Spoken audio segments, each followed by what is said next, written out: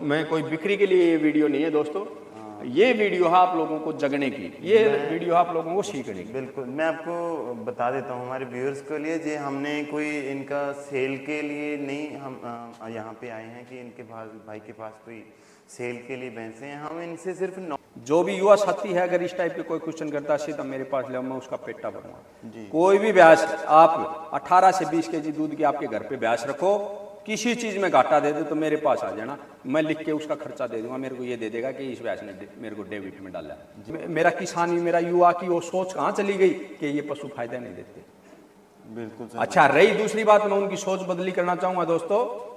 मैंने आपने मेरे चैनल के माध्यम से बताने की कोशिश भी करी है, प्रवीण मुरा फार्म चैनल पर आप देख भी सकते हो कि मैंने एक से एक डाइट प्लान दी है। मेरा यही प्रयास रहता है कि मेरा युवा साथी, मेरा किसान साथी सीखे, अगर मैं जानता हूं तो। जी सर। अगर आपने दो नमस्कार, स्वागत है आपका हमारे चैनल डेयरी फार्मिंग में। तो आज हम पहुंचे हैं हरियाणा में। हरियाणा के हम एक गांव में पहुंचे हैं एंड वहां पे प्रवीण फौजी भाई हैं, उनसे आपको मिलवाएंगे। एंड प्रवीण फौजी भाई वो हैं जो इन्होंने अपने YouTube के क्षेत्र में एंड पशुपालन के रिलेटेड इतनी ज़्यादा शॉर्ट टर्म में मैं कहना चाहूँगा, इन्होंने अभी 3.5 लाख सब्सक्राइबर इनके YouTube पे हो चुके हैं।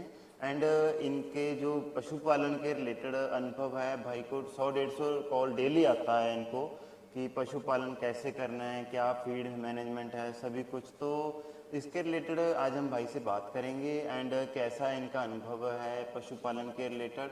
एंड 3.5 लाख सब्सक्राइबर जो हैं वो इतने कम समय में इन्होंने गेन किए हैं, तो उसके रिलेटेड हम भाई से बातचीत करेंगे।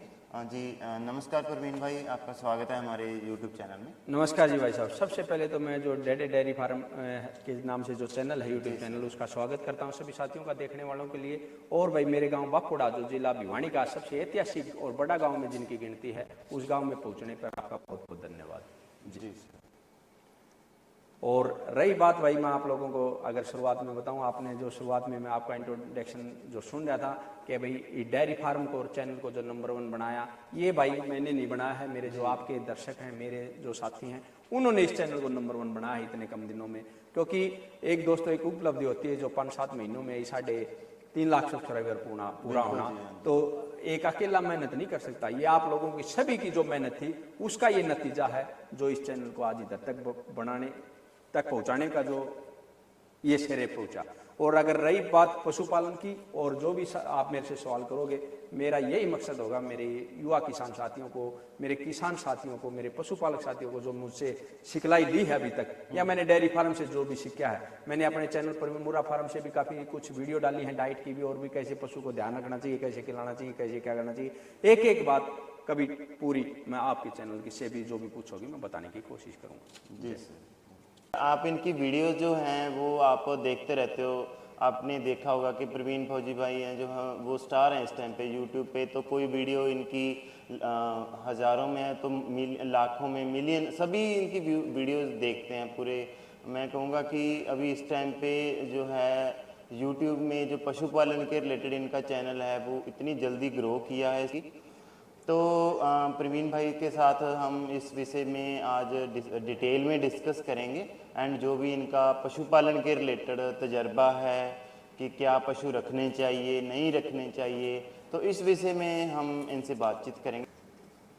तो सर मैं आपसे जानना चाहूँगा कि आप जैसे फ़ौज में नौकरी करके आए हैं ना, तो जैसे होता है कि फ़ौजियों के लिए स्पेशल कोटा होता है फ़ौज का, जब नौकरी करके आ जाते हैं तो आपको तो दोबारा जॉब पर अच्छे से मिल जानी थी, नई जॉब अब दोबारा से। तो फिर आप ये पशुपालन में कैसे, इस साइड पे क्यों आ गए आप पशु के रिलेटेड? अब इससे अच्छा तो था कि आप कोई और जॉब कर लेते, एक आपकी जॉब की पेंशन मिलती आपको, दूसरी जॉब जो आप कर रहे हो उसकी आपको तनख्वाह आती, वो ठीक ना रहता है इसके काम पे?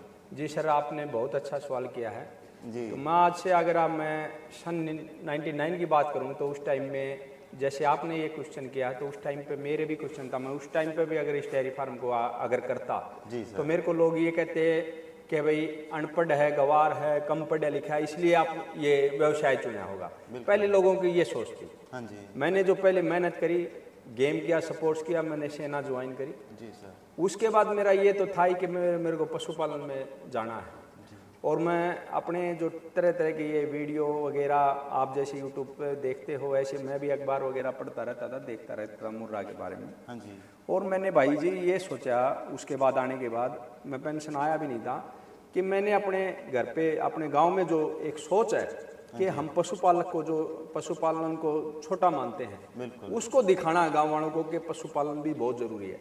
क्योंकि अगर हम पशुपालन करेंगे जब भी हमारा अच्छा दूध का व्यापार चलेगा, अच्छा दूध का उत्पादन बढ़ेगा, तो हमारे जो छोटे बच्चे से लेके बड़े बच्चे तक दूध पीने को मिलेगा। बिल्कुल। अगर दूध अच्छा पिएंगे, दही अच्छी पिएंगे तो सेहत भी अच्छी रहेगी, क्योंकि जो खान पान जिसका जैसा होगा वैसा ही उसका शरीर होगा, और खान पान जिसका अच्छा होगा उसका विचार भी अच्छे होंगे, खान पान अच्छा होगा उसी की सोच भी अच्छी होगी। वो हमेशा एक हमारे बुजुर्ग बोलते हैं, जैसा खावा अन्न वैसा हो जाए मन। बिल्कुल। यानी कि हमारे अन्न के ऊपर डिपेंड है कि हम कैसा खाते हैं, वैसी हमारी सोच के ऊपर निर्भर है। और उन्हीं बातों को देखते हुए अगर मैंने गांव में शुरुआत करी, तो गांव में सबसे पहले मेरे गांव में भी ये सोचती कि अगर जा कोई भैंसों का पालन करता है तो उसकी शादी भी नहीं होगी शायद। बिल्कुल। उसको लोग शादी करना भी, उसको लड़की देना पसंद नहीं करते होंगे। लेकिन मेरी यही सोच के मैंने गाँव वालों की सोच बदली करी कि एक जो भैंस का पालन करना कोई छोटा मोटा नहीं है, क्योंकि ये भी आज लाखों करोड़ों के पशु आपने सुना भी होगा कि बिकते भी हैं और खरीदे भी जाते हैं। तो लाखों करोड़ों का अगर जा कोई पशु है तो उसको व्यापार को आप छोटा कैसे मान सकते हो? बिल्कुल। इस एक व्यापार की सबसे बड़ी बात बता देता हूं, अगर जा कोई इस बात के ऊपर, अगर कोई किसी की सोच छोटी है, अगर कोई इस व्यापार को छोटा मानता है तो बिल्कुल, क्योंकि सबसे ज्यादा पैसा, सबसे ज्यादा मेहनत अगर वेस्टेज होती है तो इसमें होती है। उसके बाद अगर जा कोई व्यापार है, या आज के टाइम में बहुत तरह के व्यापार है, एक ये ऐसा व्यापार है जो हमारे छोटे बच्चे से, नन्हे बच्चे से लेकर बूढ़े बुजुर्ग तक जो हमारे को दूध पीने को मिलता है। और एक अगर भारत एक ऐसा देश है कि दूध के ऊपर पूरी दुनिया डिपेंड है, हमारे हर घर में दूध पिया जाता है। हो सकता है शहरों में कोई जूस पीते हो, कुछ और पीते हो सकता है चाय पीते हो, दूध नहीं पीते हो, लेकिन हमारी मेहमान की भी अगर इज्जत होती है तो दूध और चाय से होती है। यानी कि दूध तो सर्वोत्तम हो गया। हाँ जी। तो दूध कब में अच्छा मिलेगा?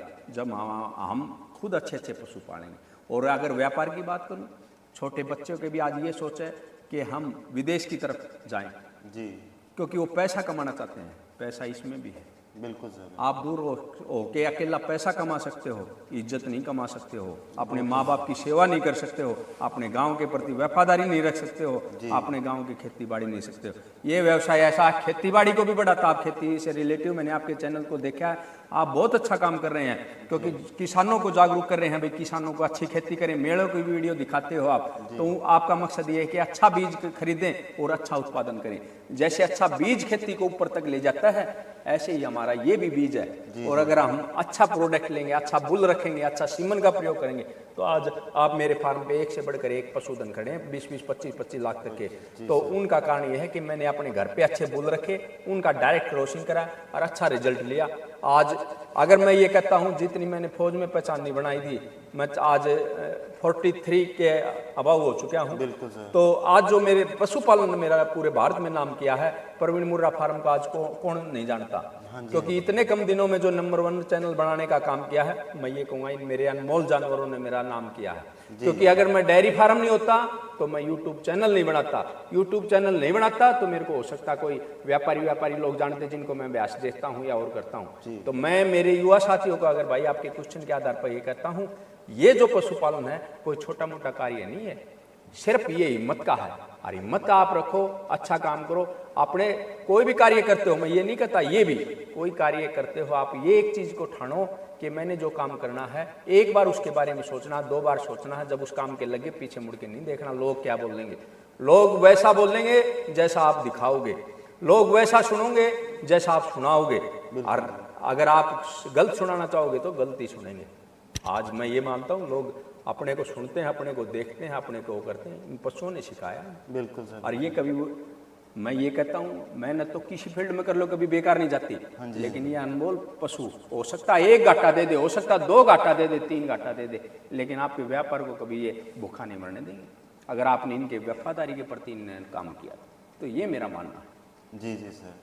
तो सर पता नहीं, तो जो विलेज में लोग होते हैं वो कहते हैं कि इनमें तो कुछ बचता नहीं है जी, तो जो भी रखता है वो घाटा ही पड़ता है उसको, है ना। तो मैं आपको इसके बारे में, आपको तो देखो वो तो क्या होता है कि एक दो पशु रखते हैं, उसमें कुछ ना कुछ बीमारी आ जाती है, तो फिर उसको वो या तो छोड़ देते हैं या बेच देते हैं। वो फिर जो हमारे गांव की जो सत होती है, जो मतलब जहाँ पे बुजुर्ग बैठते हैं, वहाँ पे बोलते हैं कि हमको तो पशुओं में घाटा पड़ गया, ऐसा वैसा। तो आपको मैं पूछना चाहूँगा कि आपने जैसे 15-20 पशु रखे हुए हैं, तो पशुओं में घाटा वगैरह कुछ है, कुछ ऐसा तो नहीं है? मैं आपको ये बताऊंगा, घाटा उस बात की मैं ये नहीं कहता कि वो गलत बोलता है। जी अपने जो डाइट प्लान के साथ और दूध के साथ मेरे पास हिसाब करवा ले, मैं हिसाब करके दे दूंगा कि एक भैंस 20 केजी दूध देती है, 18 केजी दूध देती है, तो कितना फायदा होता है, कितने की आप चार्ट डाल सकते हो। एक अच्छे पशु को 350-400 रुपये से ज़्यादा कोई फीड नहीं डालता जी सर। और वो दूध का उत्पादन अगर 20 केजी है तो 70 रुपये के भाव में क्या रुपये के कितने का दूध हो गया भाई डेली का? 70 के हिसाब से 7 दूनी 1400 14 लीटर हो गया। हाँ जी। और महीने का 14 42 4 42 42,000 के लगभग हो गया। और आप खर्चा फैला लो, 400 रुपये लगा लो डेली की। जी 400 रुपये कितने के? यानी कि 4 × 12,000 की डाइट। 12,000 की डाइट से कोई भी फालतू देता हो तो मेरे को आकर के मिल लेना भाई। तो कितने जो भी युवा साथी है अगर इस टाइप के कोई क्वेश्चन करता है तो मेरे पास ले आओ, मैं उसका पेटा भरूंगा। कोई भी भैंस आप 18 से 20 केजी दूध की आपके घर पे भैंस रखो, किसी चीज में घाटा दे दे तो मेरे पास आ जाना, मैं लिख के उसका खर्चा दे दूंगा। मेरे को ये दे देगा कि इस भैंस ने मेरे को डेबिट में डाला जी। और नहीं तो वो आप मेरा किसानी मेरा युवा की वो सोच कहाँ चली गई कि ये पशु फायदा नहीं देते। बिल्कुल सर। अच्छा, रही दूसरी बात, मैं उनकी सोच बदली करना चाहूंगा। दोस्तों, मैंने आपने मेरे चैनल के माध्यम से बताने की कोशिश भी करी है, प्रवीण मोरा फार्म चैनल पर आप देख भी सकते हो कि मैंने एक से एक डाइट प्लान दी है। मेरा यही प्रयास रहता है कि मेरा युवा साथी, मेरा किसान साथी सीखे अगर मैं जानता हूं तो। जी सर। अगर आपने 2 भैंस रखी है, एक भैंस में दोनों भैंसों में आप 40-50 हजार रुपये बचाते हो तो कौन सा घाटा हुआ है भाई? नहीं फिर तो नहीं। दूसरी बात है, आपने एक सोच बदलने की, हो सकता है वो बीमार हो जाए, हो सकता है नुकसान हो जाए, हो सकता है थन खराब हो जाए, तो आप उससे घबराने की जरूरत नहीं। आप उससे सिखलाई लो कि मैं इस थन को कैसे ठीक कर सकता हूँ या थन को कैसे बचा सकता हूँ। अगर हम अपन खान पे पशु को, जब मैंने भी डेयरी का व्यवसाय किया तो मेरे पशु में भी थनेला रोग आ जाता था और आ जाता था। आज मैंने 2 साल हो गए, मैंने तो थनेला के बारे में सुना भी नहीं है कैसे थनेला होता है। सिर्फ आपने 2 चीजों पे ध्यान रखना, अपने डेयरी फार्म का अच्छी तरह सफाई रखो, जो आप उसके चारा डालते हो उसको आप साफ रखो, खोर को अच्छी तरह से आप वो करके रखो। ये देखो, ये फर्स्ट टाइमर झोटी आप देख पा रहे हो कितनी शरीफ है। और मैं आप ही को इसकी कीमत भी बताऊंगा तो लोग मैं मांगूंगा और वो देने को तैयार है, मैंने मोल नहीं किया अभी। जी ये बताओ, ये अगली वाली भैंस भी आप देख पा रहे हो बैठी है, बिल्कुल। ये भी मैं मांगूंगा, उस रेटों में लेने को लोग तैयार हैं। ऐसे ऐसे पशुधन कहाँ है, सीखने में थोड़ा टाइम लगता है, सीखने के बाद कोई वो नहीं लगता। और मैं ये खुद बोलता हूँ, अगर मैं एक फौज में नौकरी कर करके और मैं अपना ये काम कर सकता हूँ तो आप शुरू से अगर जब उस लाइन में रहे हो तो आप क्यों नहीं कर सकते भाई? बिल्कुल, वो तो है। अगर मैं नौकरी करता तो ये मेरे जो गांव के लोग थे ये कभी प्रेरित नहीं हो पाते, और जो आज दूसरे गांव के जिले के बाहर के आदमी मेरे से सीख रहे हैं, मैं उनको क्या सिखा पाता? बिल्कुल भी नहीं। मैं खुद नौकरी करता तो नौकर बन के रहता, आज मैं भी 2-4 आदमियों को अपना रोजगार दे रहा हूँ। जी बिल्कुल बिल्कुल। तो भाई सोच के ऊपर है मेरे दोस्त सब कुछ, कोई काम छोटा बड़ा नहीं होता। आपने सिर्फ ये ठानना है मैंने करना क्या है। मैं आपको एक छोटा इस आपके चैनल के माध्यम से एक छोटी सिखलाई देता हूं, अगर चाहे युवा साथी ने उसके ऊपर अमोल उसके ऊपर गौर कर लिया तो कभी धोखा होगा ही नहीं जी। हर मेरा युवा साथी क्या सोचता है कि सुबह मैं 5 बजे उठूंगा, प्रैक्टिस करूंगा, दौड़ के आऊंगा, फलाना करूंगा। हर मेरा युवा साथी ये सोचता है मैं सुबह 6 बजे उठूंगा, वो ट्रेन पकड़ूंगा, फिर उधर जाऊंगा, वो उस काम के बारे में सीख के आऊंगा। फिर वो हर मेरा रोजगार सोचता है, मेरा युवा साथी सोचता है मैं ये रोजगार करूंगा, मैं ये ट्रेनिंग लूंगा। उसके बाद हर आदमी ये सोचता है मैं सुबह उठूंगा और मैं कल से ये काम करना शुरू करूंगा। लेकिन सोचते हैं शाम को, जब सुबह उठते हैं दिए हुए टाइम पे नहीं उठते और आधे लोग उधर ही खत्म हो जाते हैं। अगर जो आपने जिस काम को सोचा है शाम के टाइम और जिस इंसान ने उस काम को सुबह कर दिया वो कामयाब है। अगर कोई कामयाब नहीं हो, एक छोटा मंत्र देता हूं, जो आपने सोचा उस काम को एक बार पूरा करके दिखा दो, जब आप कभी पीछे रह जाए तो मेरे प्रवीण फौजी से मिल लेना। बिल्कुल सर बिल्कुल। अगर आपने ये सोचा, कल शाम को सोचा होगा कि प्रवीण फौजी के फार्म पे जाना है, अगर आप पूछ गए तो कामयाब हो, नहीं पूछे तो आप कामयाब नहीं हो। रास्ते में बहुत बात आएंगी, हो सकता है आपको भूख भी लगे तो रोटी खा के ना आप नींद भी आएगी, बोला कोई बात नहीं कल बना लेंगे। हो सकता है रास्ते में दूसरी चीजें दिखी हो, ये खरीदने लगे वो खरीदने लगे, यानी कि जो आप टारगेट था पूछने का आप उधर चले गए तो आपका बात खत्म होगी।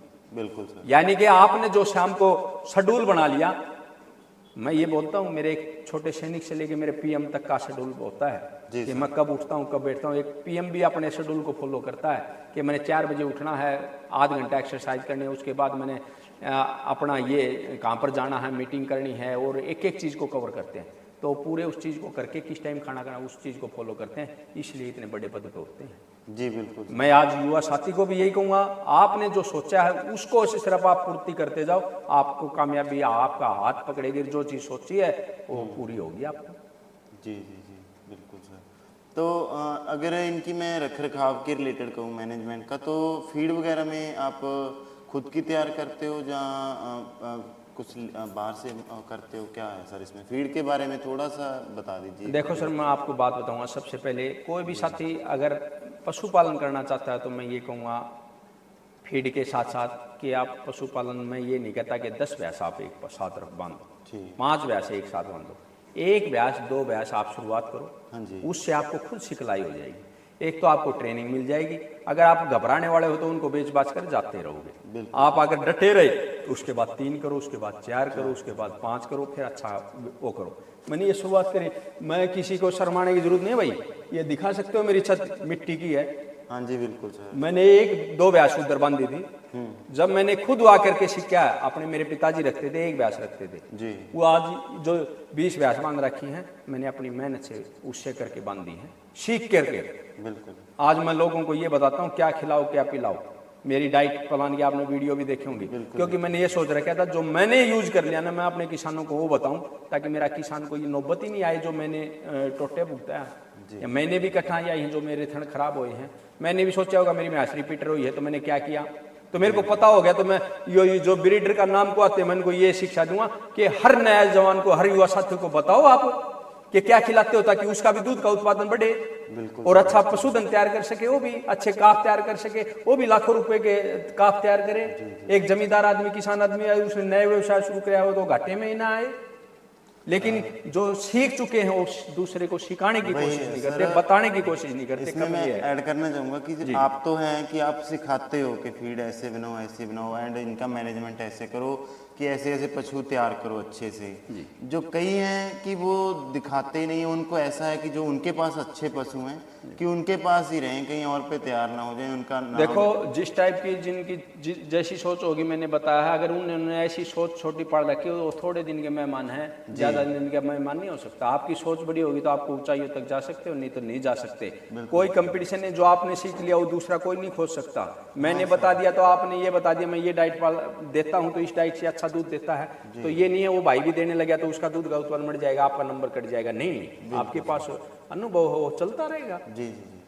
हमारे बुजुर्गों ने ये गलती करी है, हमारे बुजुर्गों ने बहुत अच्छा काम किया। हाँ जी। बाहर देश जितनी आधुनिकता किसी देश में नहीं थी, जड़ी बूटी से लेके अगर और तक, उन जड़ी बूटियों का आज विदेश वाले भी प्रयोग कर करके पता कहां तक पहुंच गए।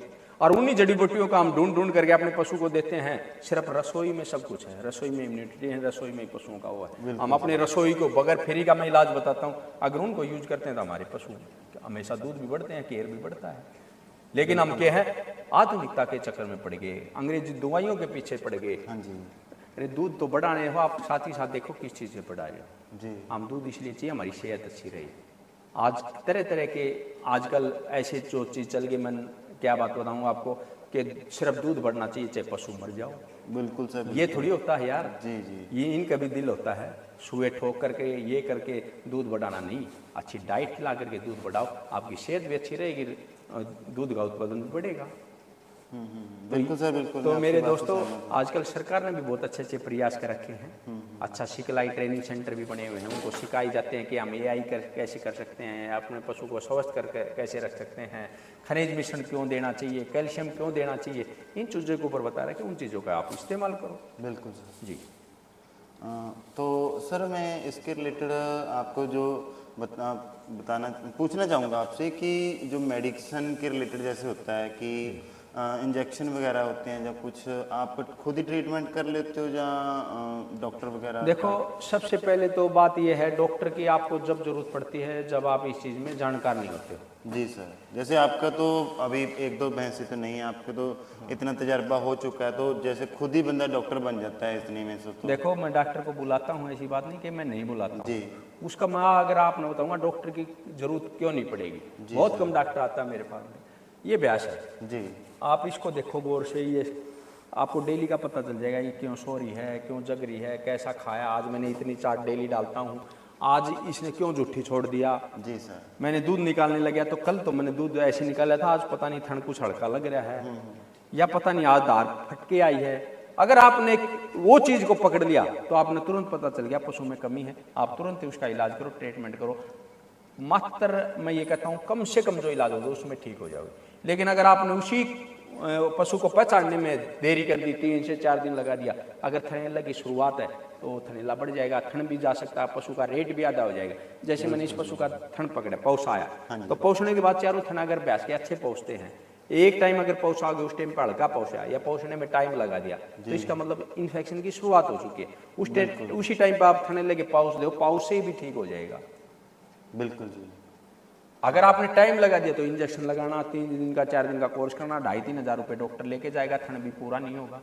हाँ, वो तो सबसे पहले अगर मैं एक पशु की पहचान बताऊंगा, बुखार हो चाहे कोई तकलीफ हो, कोई और आदमी हो, इंसान हो, अगर आपकी आंखों में, मेरी आंखों में देख लेना, अगर कोई बीमार आदमी होगा उसकी आंखों में सबसे पहले आंखों की जो आईना होता है, चमक होती है, उसमें गिरावट आती है जी। तो इसका मतलब समझ लो आदमी हो, पशु हो, बीमार हो गया।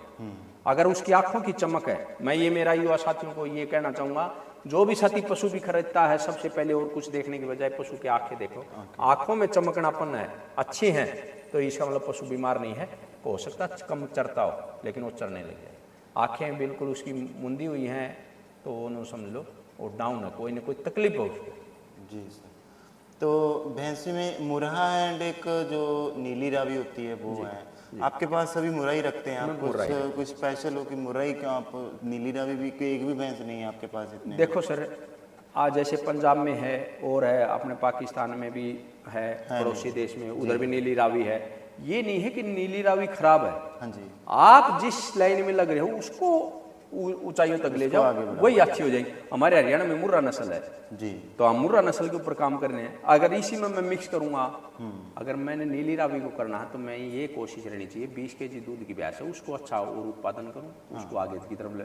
मैं मुर्रा के ऊपर नीली रावी करूं, नीली रावी के ऊपर जफराबादी करूं, तो कौन सी नस्ल तैयार नहीं होनी पाएगी। बिल्कुल। यानी कि जो भी आपके पास नस्ल है उसको आप अच्छा मानो, उसके ऊपर काम करो। अगर आपकी 15 केजी भी दूध देती है तो हो सकता है 25 केजी एक ब्रीडर के पास दूध देती है, हो सकता है आपकी भी 25 दे दो अगर आप डाइट दे दो। हाँ जी। तो दिल तोड़ने की जरूरत नहीं है। आपकी भी अच्छी नीली रावी है, मेरी भी अच्छी मुर्रा है, आपकी भी देशी है तो आपकी भी जफराबादी है। यानी कि आपके पास कोई भी नस्ल है उसको आप समझने की कोशिश करो, उसके ऊपर अच्छा प्रयास करो।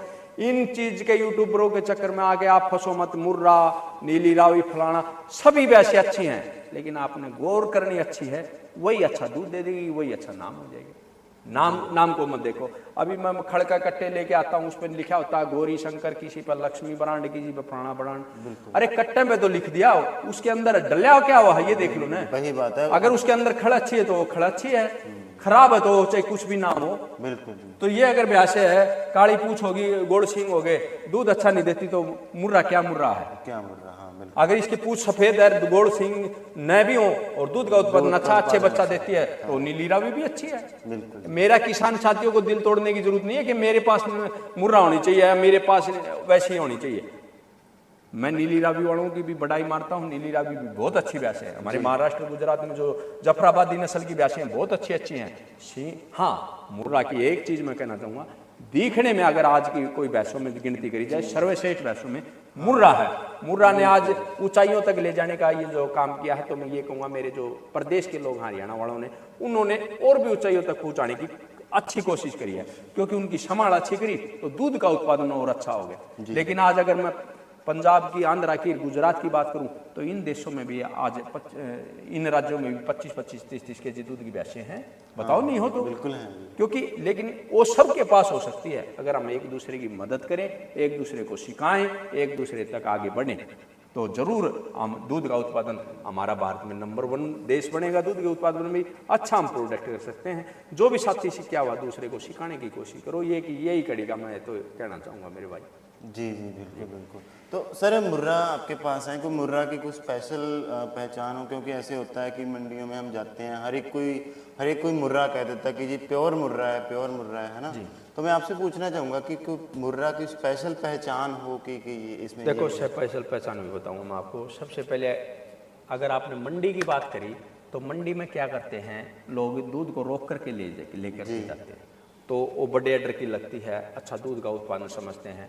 और जो एक किसान साथी होता है उसके चक्कर में पड़ जाता है, घर पे दूध देती है वो 6 केजी, 6 केजी दूध से उसका कैसे काम चलेगा। अभी रही दूसरी बात, अगर मैं बात करूं मुर्रा की निशानी की, तो मुर्रा की निशानी क्या होती है, हम सुंदरता को, सबसे अच्छी जो सुंदर भैंसों की अगर नस्ल में बात करें तो मुर्रा को किसको मानते हैं, जो सुंदर होती है। जैसे ये भैंस है, अगर हम इसकी मुर्रा की पहचान करें, अगर गोल सिंह है, हाँ जी, चेहरे की बनावट देखो बिल्कुल छोटा फेस है, माथे की बनावट ये है, तो हम अगर इसी का सफेद टिक्का होता, बिल्कुल बाल नहीं, अगर इसके चमड़ी भी सफेद होती, अच्छा, तो ये मुर्रा के कैरेक्टर से बाहर हो जाती। ओके।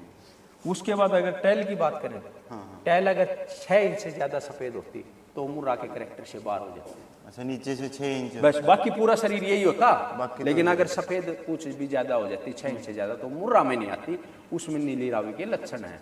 ये नहीं हो भैंस खराब होगी, हाँ जी, हो सकता है वो 25 केजी दूध देती हो तो चाहे उसकी सफेद पूछ हो, मैंने ये बात पहले कवर किया है। आपको भ्रमित होने की जरूरत नहीं है दोस्तों। कई मेरे पास फोन आते हैं युवा साथियों के, भाई मेरे को है ना बिल्कुल ब्लैक टेल वाली है ना कटड़ी दे दे कोई। अरे भाई बिल्कुल ब्लैक टेल वाली कटड़ी ले जा, लेकिन आप इससे ब्लैक टेल से क्या आइडिया लगा रही हो, ये 25 केजी दूध देगी, या सफेद पूछ है तो या 5 केजी दूध देगी। टेल से आप पशु की पहचान मत करो, सिंगों से आप पशु की पहचान करो। पशु की पहचान होती है उसके मुख से, सिंगों से नहीं, सॉरी, उसके जो मुर्रा की पहचान होती है उसके दूध से, सुंदरता से। हो सकता है एक आधा, लेकिन उसकी पूंछ सफेद है, वो दूध अच्छा देती है, तो आप उसे ब्रीडिंग अच्छी कर सकते हो, अच्छे सीमन का प्रयोग कर सकते हो, अच्छे बुल का प्रयोग कर सकते हो, और उसको और भी सुंदरता को आगे बढ़ा सकते हो, दूध का उत्पादन भी बढ़ा सकते हो। जी। और मुर्रा की यही है कि पतली गर्दन मिलेगी, पीछा चौड़ा मिलेगा, सुंदर सींग मिलेंगे, सुंदर उसका फेस मिलेगा, ये पहचान मुख्य होती है। और उसके बाद जो थन मिलेंगे ना, जो चारों थन बिल्कुल ऐसे सीधे के सीधे सटीक मिलेंगे, थनों का गैप अच्छा मिलेगा। सुंदरता में जो अडर साइज होता है उसको और भी दुना बढ़ाता है। इंसान आप भी हो, इंसान में हो, हाँ जी। कोई ये कह सकता तू ये है, अनपढ़ आदमी तो ये भी कह सकता है कि भाई स्टेट का बोल सकते हैं, ये पंजाब का ही, हरियाणा का। हाँ, इंसान आप भी हो, इंसान में भी। छोटी हाइट है चाहे बड़ी हाइट है, लंबा है या तगड़ा है जी, तो जब इंसान इन अलग अलग पहचान होती हुई इंसान है तो भैंस भी वही है। जी सर, बस ये समझने की बात है, भ्रमित होने की जरूरत नहीं है। नीली रावी भी अच्छी है, मुर्रा भी अच्छी है, जफराबादी भी अच्छी है। सिर्फ आप उसको अच्छा उत्पादन करो, अच्छा सिखाओ, अच्छा दूध बढ़ाओ। जी जी। अगर एक मेरी भैंस 20 केजी दूध देती है और एक जफराबादी भैंस जिसके सींग ऐसे हैं, वो थोड़ी सुंदर नहीं लग रही इतनी, और वो 30 केजी दूध देती है, तो मैं 20 साड़ी को बेच के 30 साड़ी लेने की कोशिश करूँ। नहीं करो तो बताओ फायदा कौन सी देगी, 30 केजी वाली। हाँ जी। तो अभी मुर्रा अच्छी होगी वो 30 केजी वाली, वो तो है। हाँ जी, ये फर्क आपने समझना दोस्तों। यानी कि मेरा पंजाब का साथी लगा लो, चेवर का, वो थोड़ा भ्रमित हो रहा है। हाँ, मैं ये नहीं कहता आप मुर्रा खरीदो, मुर्रा को आगे बढ़ाओ, मुर्रा सुंदर है और है, लेकिन अगर आपके पास से नीली रावी है, जफराबादी, तो घबराने की जरूरत नहीं है। नीली रावी से भी आप मुर्रा ले सकते हो और मुर्रा से भी नीली रावी बना सकते हो। बिल्कुल। वो आपके सिमन के ऊपर, वो आपके डायरेक्ट बुल कैसा आपके पास 20 केजी वाली दूध का है या 25 केजी दूध वाली। ये अगर मेरी मुर्रा भैंस है और 30 केजी दूध की अगर नीली रावी का कोई कटड़ा अगर मैं ऊपर क्रॉस करूंगा तो उसकी हो सकता है पूंछ ज्यादा सफेद आ जाए, हो सकता है थोड़ा सींग खुला हो जाए, लेकिन दूध का उत्पादन बढ़ेगा। तो दूध का उत्पादन मैं ज्यादा ले सकता हूँ। मान लीजिए 15 केजी दूध की मेरे पास मुर्रा है, मैंने 25 केजी दूध का नीली रावी का कोई सांड है मेरे पास, तो मैं उससे क्रॉस करा सकता हूँ, कोई दिक्कत नहीं है जी। हो सकता है उसके कैरेक्टर कुछ ज्यादा आ जाए या कम आ जाए, लेकिन दूध का उत्पादन पक्का ज्यादा बढ़ेगा। ओके, तो इसमें अभी मैं आपके बात आती है सीमन की, जैसे भैंस तो मुर्रा हमने रख ली, तो इसमें क्या होता है कि भैंस अच्छी है तो उसके साथ में अगर सीमन अच्छा हो तो वो भी आपको इफेक्ट करता है इस पे, है ना, क्योंकि तो आप सीमन में मैं आपके पूछूं आपसे कि आप सीमन अपना घर का कोई झोटा वगैरह रखते हो या बाहर से कोई सीमन ट्राई देखो करते हो? आपको बहुत अच्छी बात बताऊं, हमेशा कितने रुपए बचे? 42 में तो 30,000 रुपए बच गए। 30,000 एक पशु का बच गया। और 5,000 काट दो, 25,000 रुपए। अगर एक पशु की बचत नहीं होती तो 25,000 रुपए। आज मेरे नए जवान ऐसे ऐसे हैं जो 10-10 हजार रुपए में दूसरों की नौकरी करते हैं। जी जी बिल्कुल। लेकिन मैं ये कहता हूँ, एक भैंस अगर 2 भैंस आपने अच्छी रखी तो 25-40 हजार रुपए आप महीने के बचा सकते हो, और 3 महीने बराबर दूध देगी हो। उसके बाद जैसे दूध डाउन होता है तो उसकी डाइट भी डाउन करनी पड़ती है, हमारे को डाइट भी कम डालते हैं। पशु नाटता है तो हम उसको नॉर्मल चराई पे भी लाते हैं जी। तो आप ये बताओ, ये बताऊंगा मैं किसान साथियों को, युवा साथियों को कि दूध का उत्पादन हम कैसे बढ़ाते हैं, कैसे हमने चूज करना चाहिए। मेरी भैंस है 15 kg की, हाँ जी, और मैंने 20 kg दूध की भैंस का कटड़ा यूज किया उसके ऊपर, तो कितना दूध दे सकती है वो? यानी कि 20 kg का आधा कितना हो गया? 10 kg। क्योंकि 20 kg दूध की माँ का बेटा कटड़ा है, 10 kg दूध उसका, और 15 kg भैंस की जो मेरे पास कटड़ी है जी, तो 7 kg उसका, 10 और 7 17 kg, यानी कि 17 kg दूध की उसकी क्षमता होगी। पहले कितनी थी? 15 kg। पहले 15। अगर हमने उसी कटड़े को 25 kg प्लस का क्रॉस कराया तो दूध का उत्पादन और ज्यादा होगा। बिल्कुल। ऐसे हम दूध का उत्पादन बढ़ा सकते हैं। तो आपने इन चीजों का ध्यान रखना है। अकेले भैंस से कभी हम नस्ल को आगे नहीं बढ़ा सकते। हाँ, वही है सर। अच्छा बुल का प्रयोग अच्छा बुल का मैंने आज जो आर्मी से आने के बाद मैं 2015 में रिटायरमेंट होया था। रिटायरमेंट होने के बाद मैंने सबसे जो पहला चुनाव किया, मैंने बुलों का चुनाव किया। जो मैंने सबसे पहला जो बुल सेल किया मात्र मतलब 1.5 साल का, वो 3.5 लाख का जो सेल किया मैंने, बुल सबसे महंगा बेचा।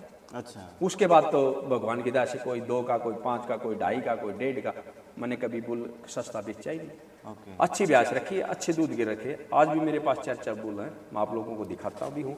और ये ऐसी चीज है जो अपनी जननी को आगे बढ़ा सकता, चाहे वो नीली रावी के हो, चाहे मुर्रा को।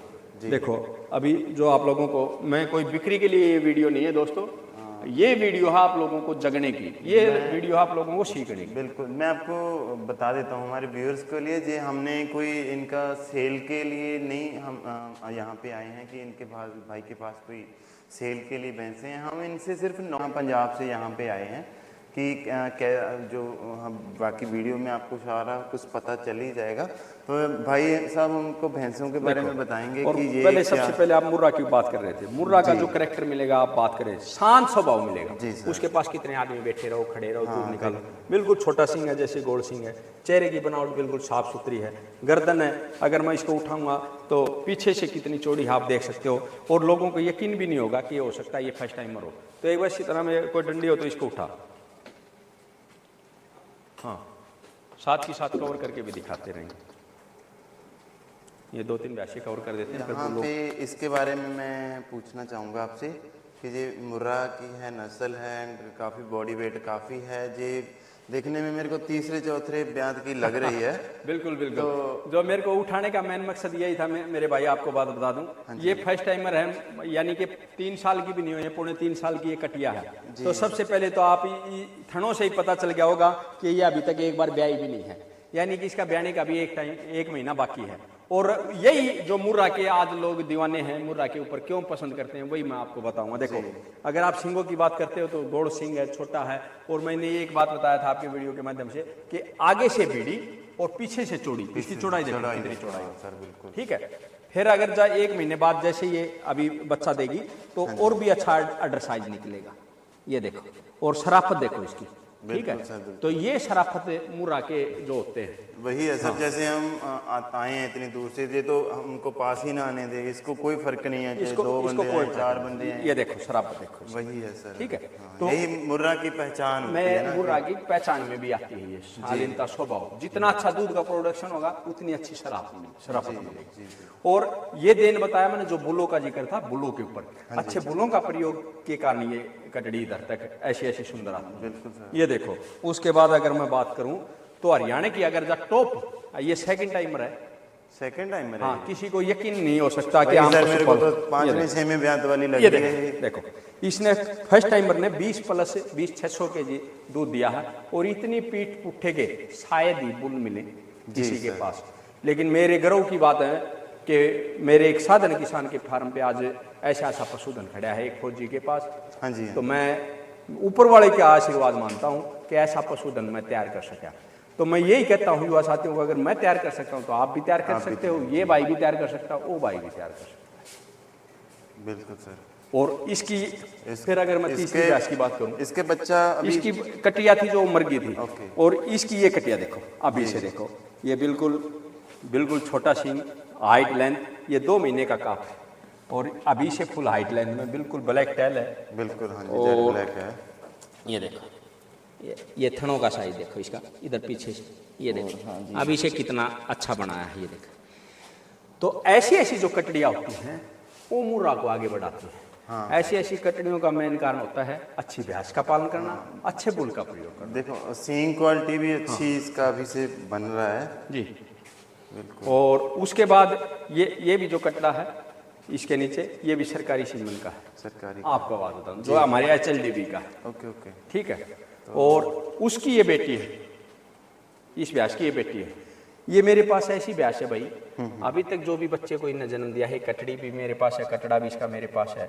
क्योंकि एक बोलते हैं जो हीरा पैदा करने वाली भैंस है, तो ये है बिल्कुल अपने ऊपर देती है, कैसा भी बुल आप कुदाओ, चाहे नीली रावी का भी कुदा लो, चाहे जफराबादी का भी, इसने मुर्रा को ही पैदा करना है। तो मेरे किसान साथियों को सबसे पहले हमने पहचान दूध के ऊपर करनी है कि वो ब्रीडिंग कैसे करती है, बच्चा कैसा देती है, उसके भी बातों का ध्यान रखना पड़ेगा।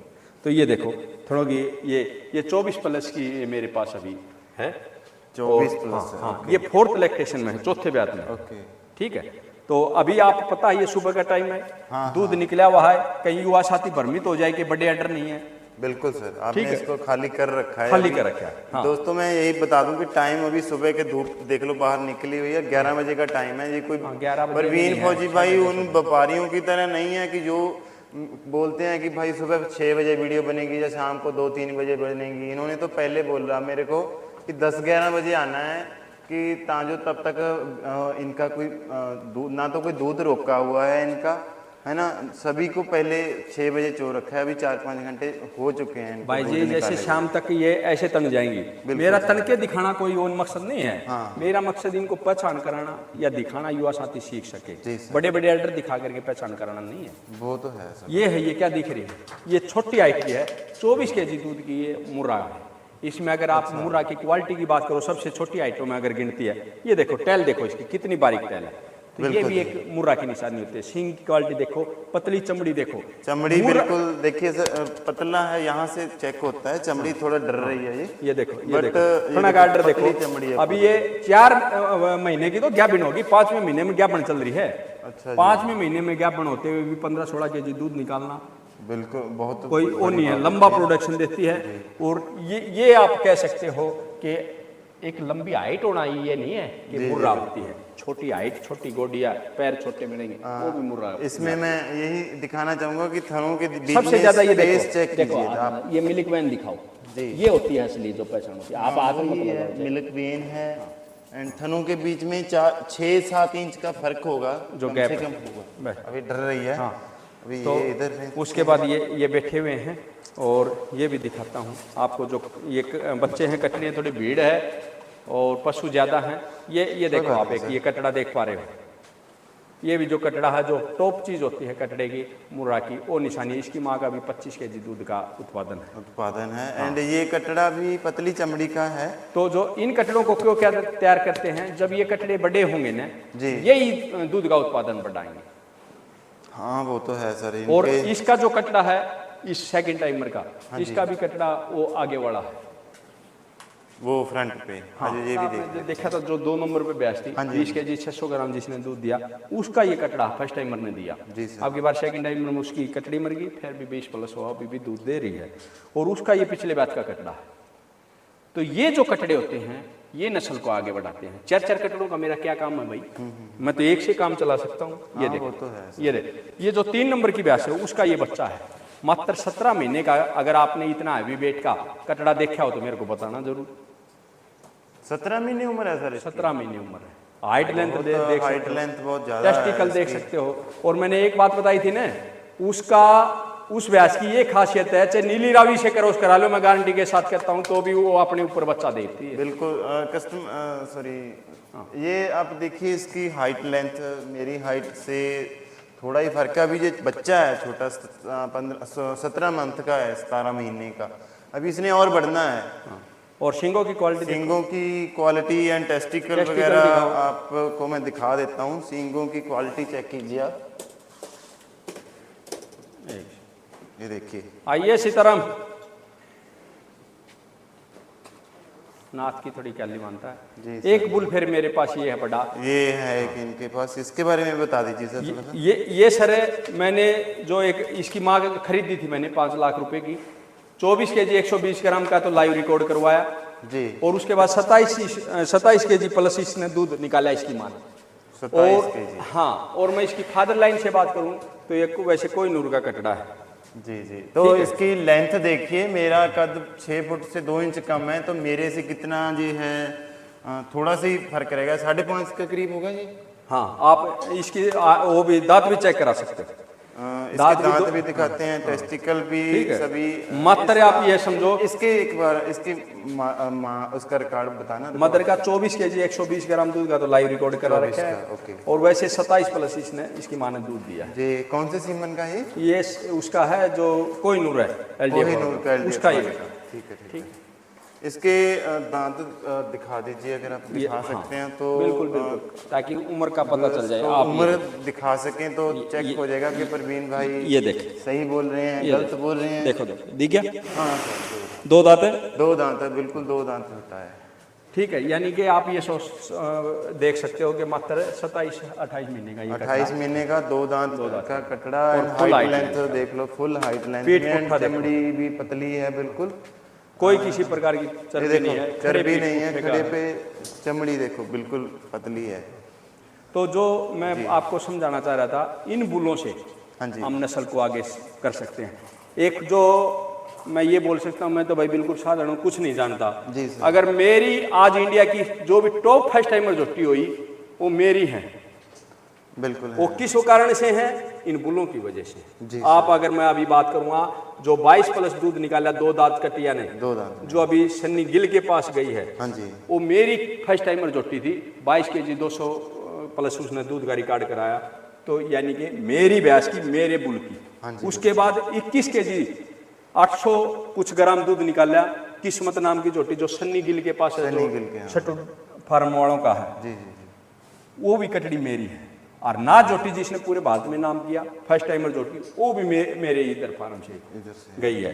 तो यानी कि मैं ये कह सकता हूँ कि वो अच्छे बुलों की निशानी है। अगर आप भी, मेरा साधारण किसान, मेरा युवा साथी अच्छे बुलों का प्रयोग करेगा, क्योंकि मैं सीमन के खिलाफ नहीं हूँ, लेकिन सीमन क्योंकि जहाँ नहीं पूछ बुल नहीं पूछ सकता, वह सीमन पूछेगा। मैं चीज खिलाफ हूँ डुप्लीकेसी से, क्योंकि आज जितने भी सीमन हैं डुप्लीकेसी के ऊपर उतरा है, पैसा कमाने की होड़ लग गई।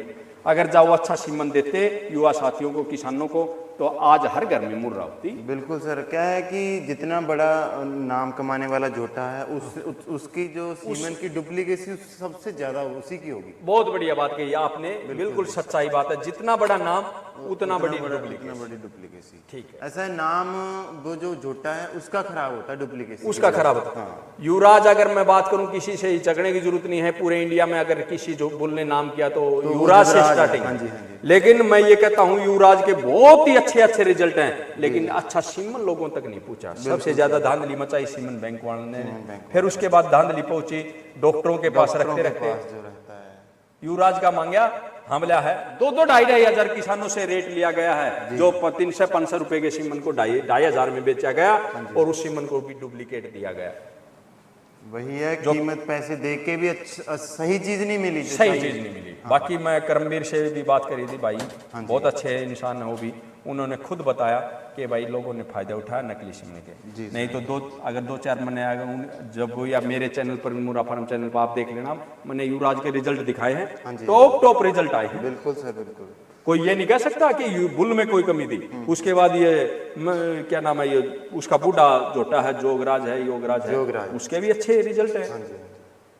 देखिए झूठे तो कई हैं, जैसे नाम चल रहा है मोदी है एंड M29 है एंड ये है। अच्छा, अभी आपने M29 की बात कर दी। HLDB ने कितने अच्छे जो आज तक जितने भी भैंसों ने दूध के रिकॉर्ड बनाए ने सरकारी हमारे HLDB ने बनाए, बिल्कुल, लेकिन उसका डुप्लीकेसी सबसे ज्यादा चल रहा है। M29 का सबसे ज्यादा डुप्लीकेसी, M29 सबसे ज्यादा 1470-10 का सबसे ज्यादा डुप्लीकेट, यानी कि जो भी बुल किसानों ने चढ़ा दिया उसी का डुप्लीकेट तैयार कर दिया। तो कहां से तैयार हो? सीमेंट बैंकों से। सीमेंट बैंकों से, यानी कि सबसे बड़ी गलती किसकी? आप खुद देखिए, मेरे तेरे जैसे घर पे तो नहीं सीमेंट बना सकते ना, वो तो बैंक में ही बनेगा।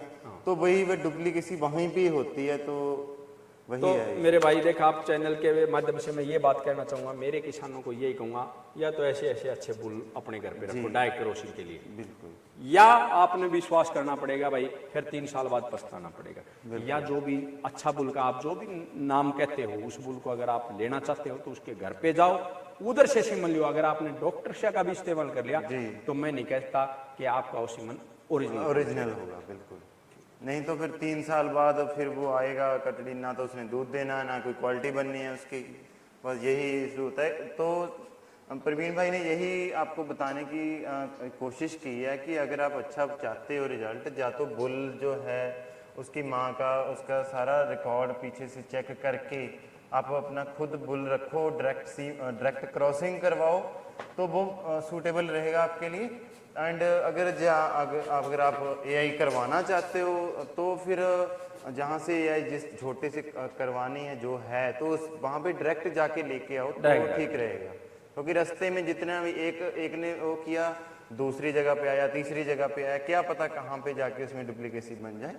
ठीक है, तो इस चीज़ की जरूर आपने प्रवीण भाई, जैसा कि हमने आपकी जो है अनुभव को जाना है कि आप वीडियो के थ्रू आपने बताया है भैंस पालन के रिलेटेड, तो न्यू जो जुआ पालक हैं जो बाहरी कंट्रीज में जा रहे हैं, तो उनको आप क्या संदेश देना चाहते हो हमारी वीडियो के माध्यम के थ्रू, कि उनको इस क्षेत्र में आना चाहिए, नहीं आना चाहिए, या क्या है? तो उसके बारे में प्लीज़ एक अंत में, इस वीडियो के अंत में संदेश जरूर दीजिए उनके लिए।